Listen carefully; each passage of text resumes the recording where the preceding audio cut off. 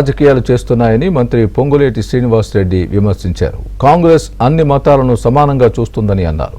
ఖమ్మం జిల్లా కూసుమంచి గణపేశ్వరాలయం అభివృద్ధి పనులకు పొంగులేటి శంకుస్థాపన చేశారు. కొన్ని పార్టీలు దేవుళ్ళ పేరుతో గుళ్ళ పేరుతో రాజకీయాలు చేస్తుంటాయి.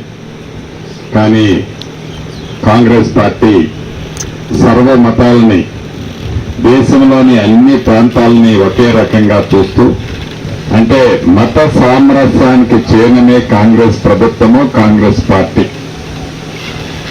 ఒక హిందువులు ముస్లింస్ క్రిస్టియన్సే కాకుండా అనేక రాష్ట్రాల నుంచి అనేక ప్రాంతాల నుంచి వివిధ మతాలకు సంబంధించిన వాళ్ళు కూడా తెలంగాణ రాష్ట్రంలో ఉన్నారు.